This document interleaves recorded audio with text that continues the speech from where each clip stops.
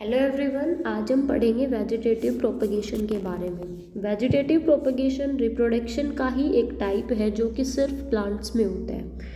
Plants में क्या होता है कि जो सीड पार्ट है ना, उसको छोड़ के प्लांट के जितने भी पार्ट है उससे एक नया पेड़ उगाना वेजिटेटिव प्रोपगेशन कहलाता है। ठीक है। और जो प्लांट्स जिस भी किसी कारण से सीड प्रोड्यूस करने में कैपेबल नहीं है, उनमें इतनी कैपेसिटी नहीं है कि वो सीड को प्रोड्यूस कर सके, सीड बना सके, या फिर उनमें किसी कारणवश सीड नहीं बनता, तो वो प्लांट्स वेजिटेटिवली प्रोपगेट करते हैं। मतलब कि और जितने पार्ट होते हैं उस प्लांट के, उससे एक नया प्लांट उग जाता है। अब वेजिटेटिव प्रोपगेशन का अगर हम एग्जाम्पल देखें तो जो गुलाब का फूल तो सबने सुना ही होगा या देखा होगा। गुलाब का फूल जो होता है ना, उसकी हम अगर एक टहनी काट के दूसरी जगह लगा दें तो थोड़े दिन बाद में वहाँ से भी एक नया पेड़ उग जाता है। वो भी एक टहनी भी पूरा पेड़ का रूप ले लेती है। अब जो फ्लावरिंग प्लांट्स होते हैं ना, उसकी हर एक पार्ट, जैसे कि रूट हो गया, स्टेम हो गया, लीव्स हो गया, और यहाँ तक कि जो बड पार्ट है ना, वो भी प्रोपगेट करती है, वेजिटेटिवली प्रोपगेट करवाने में हेल्प करवाती है। अब हम टाइप्स देखते हैं वेजिटेटिव प्रोपगेशन की कि कितने टाइप्स का होता है वेजिटेटिव प्रोपगेशन।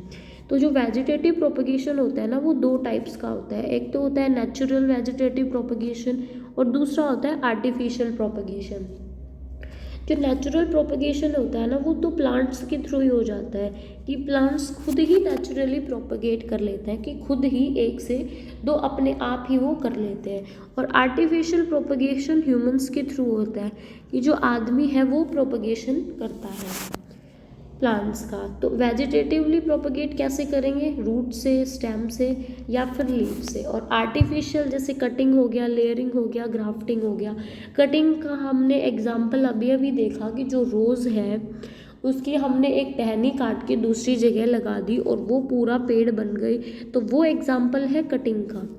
लेयरिंग हम देखते हैं कि जैसे ये एक प्लांट है, इसकी ये टहनी हमने यहाँ से मिट्टी में दबा दी और यहाँ से इसके रूट्स निकल गई और स्टेम निकल के एक नया प्लांट बन गया, तो हम बाद में इसको यहाँ से काट देंगे। तो ये हो गया लेयरिंग का एग्जाम्पल। ग्राफ्टिंग मतलब होता है पेम लगाना। ये तो आजकल सबने सुना होगा, क्योंकि हर एक जितने भी हाइब्रिड प्लांट्स हैं वो हर एक प्लांट पेम लगाया हुआ आता है आजकल। तो ये तो है पेम लगाया हुआ, पेम लगाना होता है ग्राफ्टिंग। अब हम इन को आराम से एक डायग्राम के थ्रू देख के समझते हैं आगे। ये जो है, ये है रूट का प्रोपगेशन नेचुरली। देखो, ये मेन प्लांट है, ये मिट्टी है, यहाँ से मेन प्लांट की जो ये रूट है। अब ये देखो, रूट के थ्रू इसने प्रोपगेट किया, रूट से यहाँ पे नया पौधा उग गया। यहाँ पे सीड की ज़रूरत पड़ी? नहीं पड़ी। तो बिना सीड के एक नया पौधा उग गया सिर्फ रूट की हेल्प से। तो ये हो गया रूट के थ्रू नेचुरल प्रोपगेशन। ठीक है। अगर हम इसका एग्जाम्पल देखें तो स्वीट पोटैटो इसका एग्जाम्पल है। स्वीट पोटैटो रूट के थ्रू वेजिटेटिवली प्रोपगेट करता है। जैसे शकरकंदी जिसको हम बोलते हैं, तो जो शकरकंदी है उसकी अगर एक छोटी सी जड़ भी मिट्टी में रह गई ना, तो थोड़े दिन बाद में वो भी एक बेल बन जाती है। शकरकंदी की बेल होती है, ना कि पेड़ होता है, तो वो एक रूट भी बेल का रूप ले लेती है। अगला हम देखते हैं लीफ के थ्रू प्रोपगेशन। लीफ के थ्रू प्रोपगेशन में एग्जाम्पल अगर हम देखें तो ब्रायोफिलम,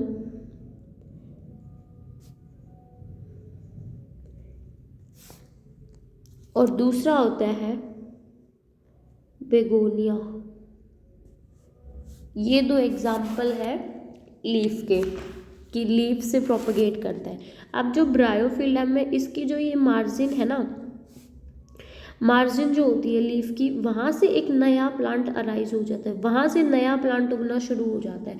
जैसे अगर हम इसमें और भी अच्छे से दिख रहा है कि जो ये मार्जिन है, यहाँ से देखो नए प्लांट्स शुरू हो गए उगने। तो यहाँ से इनको अगर हम काट के, यहाँ से तोड़ के और किसी पोट में उगाएंगे, तो यहाँ से एक नया प्लांट ब्रायोफिलम का उग जाएगा। ये एग्जाम्पल है ब्रायोफिल्म का, ये लीव्स ब्रायोफिल्म की लीव्स है। अब हम अगला देखते हैं वाटर हाइकेंथ, जिसको हम इकोर्निया भी बोलते हैं। इसके पीछे एक बहुत ही इंटरेस्टिंग कहानी है कि जो इकोर्निया है इसको हम टेरर ऑफ बंगाल बोलते हैं। टेरर ऑफ बंगाल क्यों बोलते हैं ये हम कहानी से देखेंगे कि जो इकोर्निया जो प्लांट है ये पहले इंडिया में नहीं था, ये बाहर से लाया हुआ प्लांट है, फॉरेन प्लांट था ये, जो बाहर से हमारे इंडिया में लाया गया। शुरुआत में इसको बंगाल में लाके लगाया गया। बाहर से क्यों लाए? क्योंकि इसके जो फ्लावर है ना ये बहुत सुंदर आते हैं। इसके फ्लावर के ऊपर मोर पंख की शेप बनती है। तो अब इसके इतने सुंदर फ्लावर हैं तो इसको बाहर से लाया गया। बाहर से लाके इसको बंगाल में लगाया। ये जो प्लांट है ये स्टैंडिंग वाटर में, जहाँ पानी ठहरा हुआ होता है ना उस पानी में, ठहरे पानी में उगता है। तो इसको लाके किसी भी तालाब वगैरह में लगा दिया।